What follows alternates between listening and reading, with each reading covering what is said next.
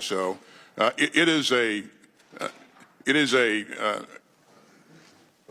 serious thing that I think that hampers our ability to execute our strategy. So. Thank you. I think every member on this committee is well aware of the threats we are facing globally, from Russia's illegal invasion of Ukraine to terrorist attacks against our ally Israel. As we start writing this year's NDAA, in your opinion, what do you think should be the committee's top 2 or 3 priorities? Well, you'll always hear me say that in terms of what we are focused on, China is our pace and challenge. Russia is an acute threat, and you know we really have to pay attention. Gentleman's time's expired. Chair now recognizes a gentleman from Mississippi. Mr. Secretary, I also want to wish you a full and speedy recovery. That being said, I would argue that the protocols that were in place on January the 2nd were adequate. It was a failure of leadership in implementing the controls and protocols that were already in place. I've also served close to 40 years in the military service, and I can tell you that if the CNO would have done this and just disappeared for 3 days, there would be actions and consequences, maybe not to him or her, but to the person who did that. If the Commandant of the Marine Corps did this without reporting upward, there would be consequences. If a private soldier or a sailor or Marine would have done this, or an airman, there would have been consequences. They may not have been discharged from service, but there would have been consequences. You know, and the fallacy of this committee to sit here and say we should be talking about other things. Let me tell you what, when Senator Tuberville did the blockade of the service chiefs and their stars, I heard the administration, I heard the Democrats on this committee say it is dire national security risk if we don't get these people confirmed. However, there was a chain of command at all times, that we knew who the acting commandant was, we knew who the acting CNO was, so there was none. I don't think there was a threat to national security because of this, Secretary Austin. I don't think that there ever was. The places and protocols are in things. I do, however, think it was an extreme lack of leadership at some level, and I hope we identify that and there are consequences. And with that, I yield the balance of my time to Mr. Morgan Luttrell. Thank you, Mr. Kelly. Mr. Secretary, I'm glad that you're feeling better. To my colleagues' points, this is the military. Good order and discipline and good communication is our baseline. It's the profound foundation that we build ourselves off of. And I know through your 40 years in the military, you've obviously had to relieve somebody of command. You've had to remove people from leadership positions. I think is that a fair statement? Yes, sir. And you've mentioned a few times that an individual that would be most certainly in your circumstances that are sick and put into and taken to the hospital. I've had that happen in the commands that I've served in. And what the leadership did at any given level, leadership would remove that individual from that leadership position. Number one, for the well-being, but number two, for the continuity of force, in case you need to be forward deployed, in case communication has to go by, with, and through you, sir. And you say the notifications, the proper individuals were notified. And I understand that. But as I play this out in my head, if the president was to call you, which I'm assuming he calls you directly on your phone, and you don't answer, and then he calls somebody in the Pentagon and say, "Hey, where's the secretary at?" And they say he's in the hospital. All right, then the bubble blows up. They're like, "Why is he in the hospital?" So you see how the spider web could fracture and go in 1,000 different directions. And my concern is that in your position, you're at the highest level, sir, but anywhere underneath you, you would have written these guidelines to take care of this problem set itself. But yet now we sit in this position where the problem lies on your shoulders. So when we talk about responsibility and accountability, this right here is setting a standard, sir, because of how this itself played out. As a lieutenant, if I was caught in this position and my commanding officer relieves me of duty, the first thing I'm going to do is say, "No, sir." The Secretary of State went through the exact same position I'm in right now, and I need to stay in my position. And now there's a leverage point that doesn't need to exist in the military at all. And that's just the perspective I have. You can respond to this if you want, but remember, at your level, it is a razor thin line of communication that cannot be broken. And that happened, sir. It did. And again, you are setting the precedent for everything down inside our vast organization. Gentleman's our time's military. expired. Chair now recognizes the gentleman from California, Mr. Kata. Thank you, Mr. Chairman. Mr. Secretary, about how many Palestinian women and children have been killed by Israel since October 7th? It's over 25,000. Mr. Secretary, last week, the UN High Commissioner for Human Rights warned that any transfer of weapon or ammunition to Israel violates international law. About how many precision-guided munitions has the United States given Israel since the beginning of the war? I don't have that number at my fingertips, but we have endeavored Mr. Secretary, it's about 21,000 precision-guided munitions to Israel since the start of the war. Secretary Austin, last week you spoke to Defense Minister Gallant, and you said clearly there needs to be a plan to ensure the safety and support of those sheltering in Rafah before any military operations proceed. National Security Advisor Sullivan has said he has not seen any plan yet. John Kirby said it would be a disaster to invade Rafah. If Netanyahu defies the United States and invades Rafah, will you commit today that you will halt any future military sales to Israel? Obviously, sir, that's a presidential decision, but we expect that. And by the way, I spoke to Minister Gallant last night, and I expect that when we provide munitions to allies and partners, that they'll use them in a responsible way.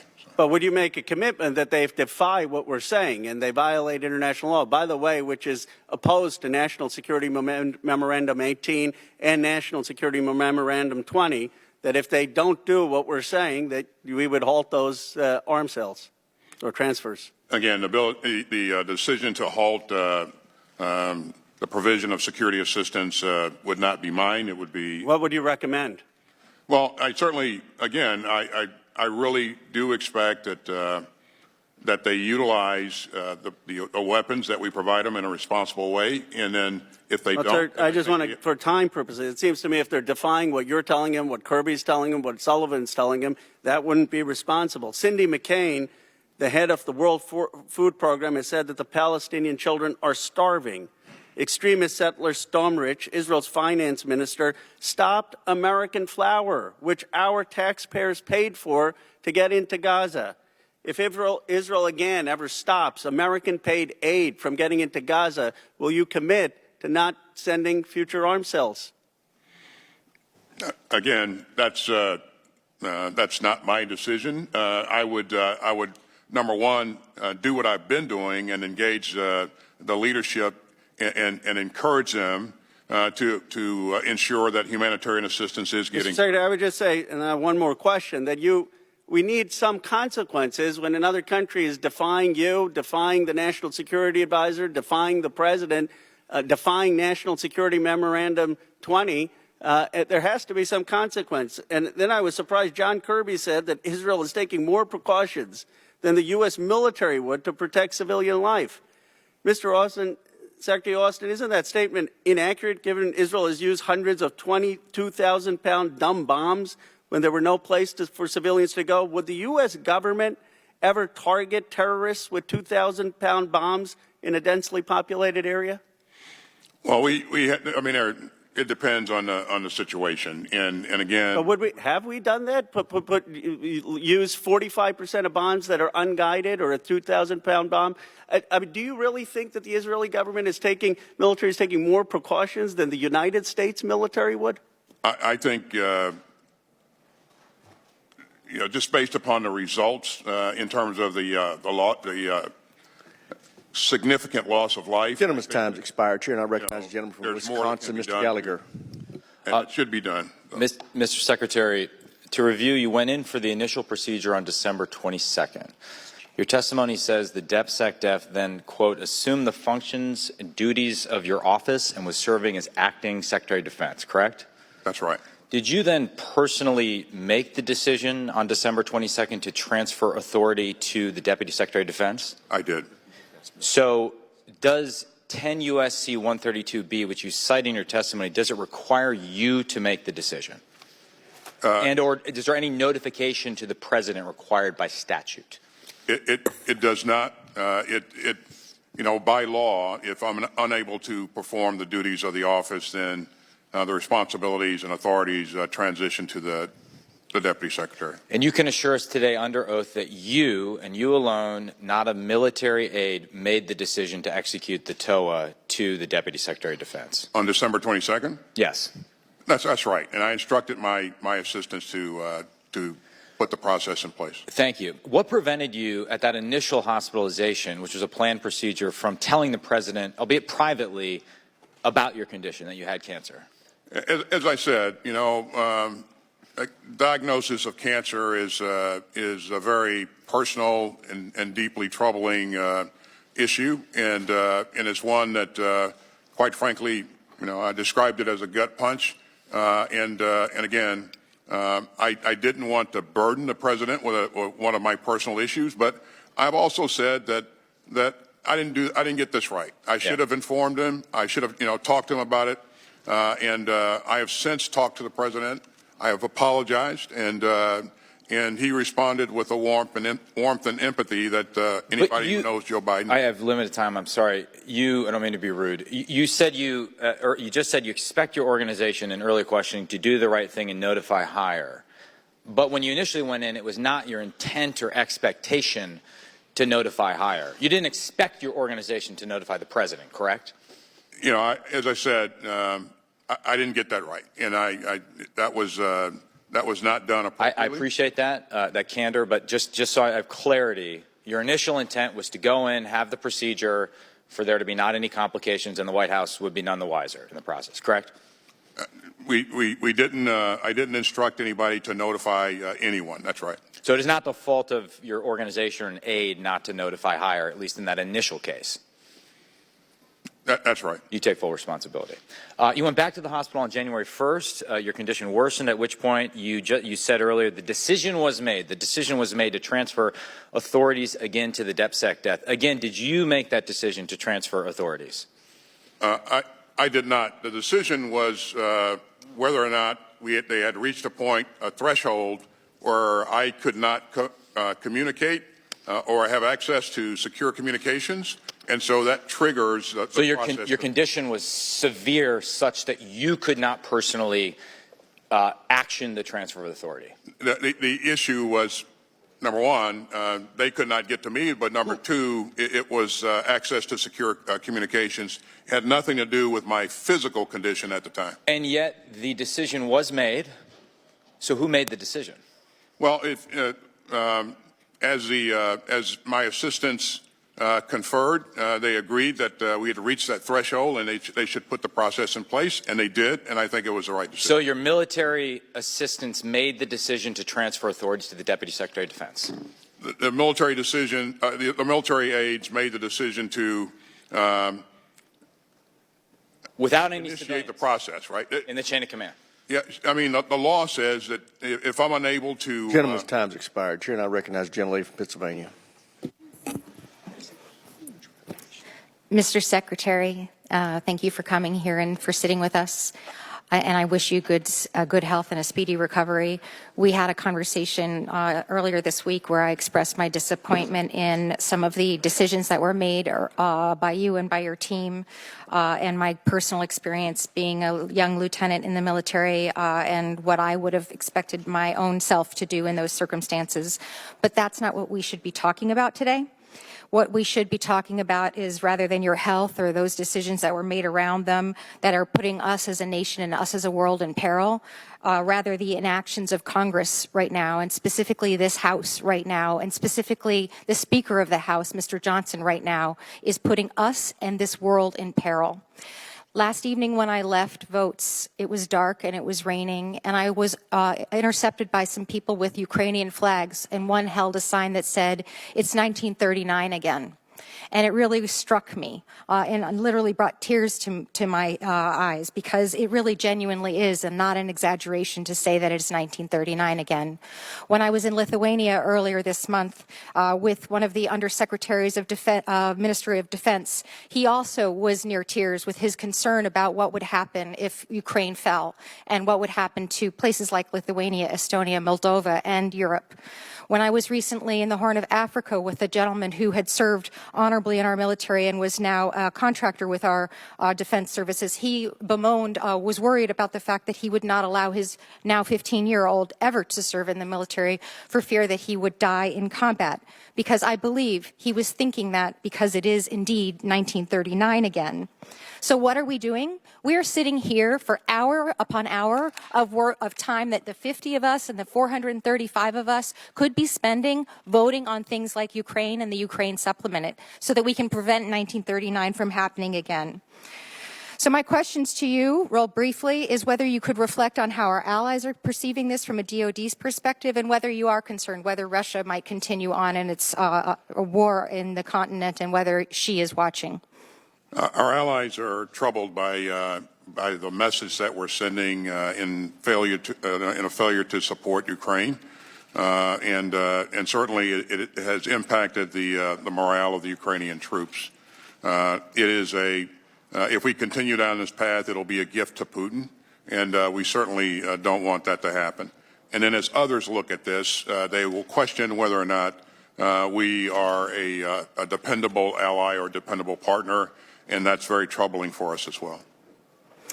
So I only have a little bit more time, and I don't frankly think I need all of it, because in hours, just mere hours, this House will adjourn yet again, having accomplished literally nothing.